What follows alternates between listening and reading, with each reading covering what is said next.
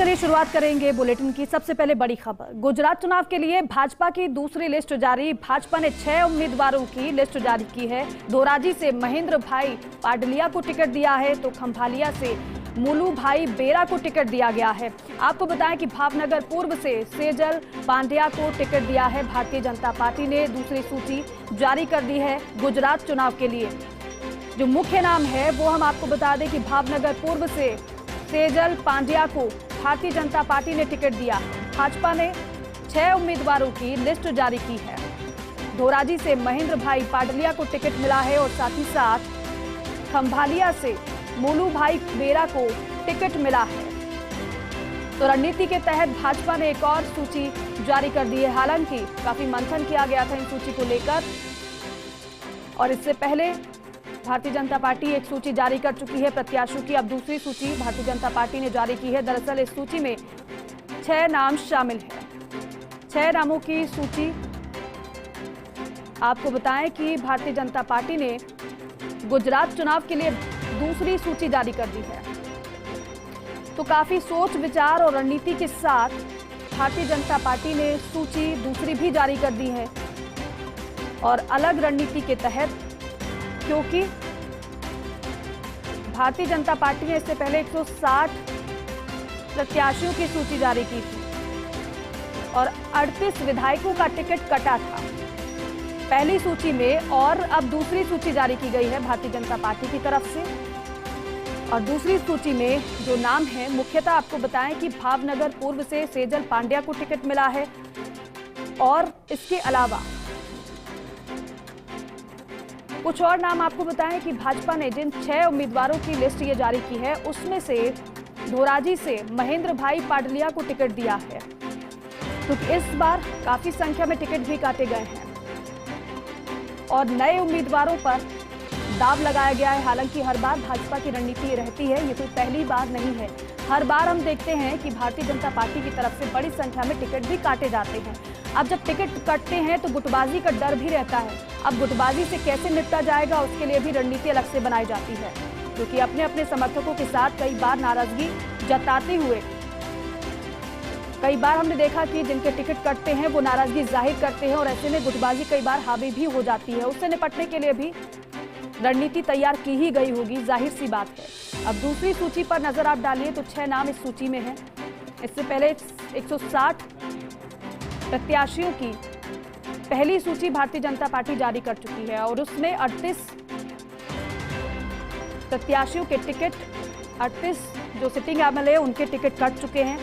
अब एक और सूची भारतीय जनता पार्टी की तरफ से। हालांकि पिछली बार का प्रदर्शन भारतीय जनता पार्टी का कुछ खास नहीं कहा जा सकता है। बेशक भारतीय जनता पार्टी ने जीत हासिल की थी, लेकिन 99 पर सिमट गई थी, क्योंकि कांग्रेस ने कड़ी टक्कर भारतीय जनता पार्टी को दी थी। 77 सीटें कांग्रेस ने हासिल की थी। हालांकि ये भी कहा जा सकता है कि उस दौरान मुद्दे भी काफी हावी थे। मनीष देसाई मेरे सहयोगी हमारे साथ जुड़ गए हैं अहमदाबाद से, उनका रुख करते। मनीष, इससे पहले पहली सूची आई थी भारतीय जनता पार्टी की, तो बड़ी संख्या में सिटिंग एमएलए के टिकट काटे गए थे। अब दूसरी सूची है, 6 नाम इसमें शामिल है। क्या रणनीति इसमें नजर आती है? इस बार भी टिकट कटे हैं?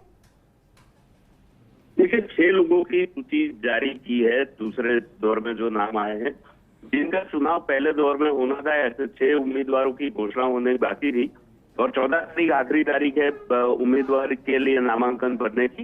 इसलिए ये सूची जो है आज जारी की गई है। बाकी लोगों के नाम अभी आना बाकी है, लेकिन जिस तरह के लोगों को टिकट दी गई है, कुछ नए नाम है और कुछ पुराने नाम भी है। तो ऐसे नहीं है जैसे फॉर्मूला कांग्रेस बीजेपी की तरफ से हमेशा से रखा गया है। तो इस बार के चुनाव में उम्मीदवारों के चयन को लेकर जो क्राइटेरिया ध्यान में रखा गया है, जो जीत सके ऐसे उम्मीदवारों को वो टिकट देना चाहते हैं, और इसी तरह के नाम सामने आए जी।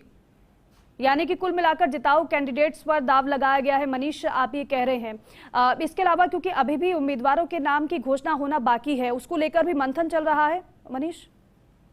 बिल्कुल, देखिए, यहाँ 5 तारीख को जो चुनाव होने हैं दूसरे दौर के, उनके 16 उम्मीदवार अभी भी घोषित होना बाकी है।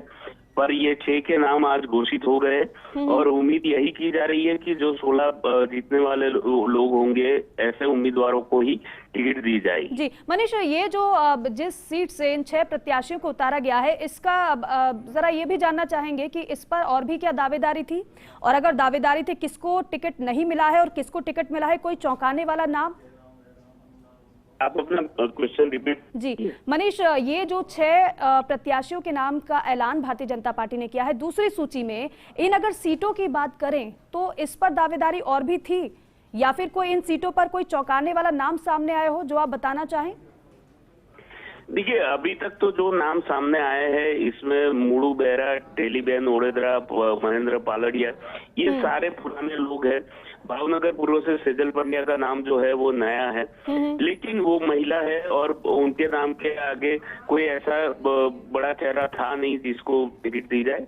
डेडियापाड़ा से हितेश वसावा है, 84 से संदीप देसाई, सूरत की बैठक है, तो वहां पर ये नाम जो है वो कास्ट के आधार पर तय किए गए ऐसे लग रहा है। यानी कि जातिगत फैक्टर आप बता रहे हैं? बिल्कुल, ये इस बार जो ये जो 84 बैठक है जहां पर हितेश देसाई को टिकट दी गई है, वो वही लोकल है, सूरत के ही, और वहां पर ये जो देसाई जाति है उनका काफी वर्चस्व रहता है। और ये जो वसावा है उनको वहां डेडियापाड़ा से टिकट दी गई है, वो आदिवासी बहुल इलाका है और वहां पर वो खुद भी आदिवासी है, तो इसलिए उनको वहां से टिकट दी गई है। मनीष, अगर इन्हीं सीटों की बात करें तो कैसा समीकरण यहाँ पर बनता और बिगड़ता है? देखिए, ये जो आदिवासी इलाका है वहां पर इनका काफी समय से फोकस रहा है बीजेपी का, इस बार पूरा रहा है। और जो सौराष्ट्र के इलाके है, भावनगर है या और भी जो इलाके हैं वहां पर खंभाड़िया, कुतियाना, धोराजी, ये सारे जो इलाके हैं वो सौराष्ट्र के हैं, तो वहां पर भी जातिगत समीकरण को ध्यान में रखा गया है। और वहां जिस तरह से माना जा रहा था कि सौराष्ट्र बीजेपी का गढ़ रहा है, तो उम्मीद यही की जा रही है कि इस बार वहां से वो जीत सकते हैं। जी ठीक है मनीष, आप ना बने रहिएगा हमारे साथ, हम लगातार आगे भी आपसे जानकारी लेंगे। फिलहाल दूसरी सूची भारतीय जनता पार्टी की आपके सामने है और 6 नामों का ऐलान भारतीय जनता पार्टी ने किया है। बहरहाल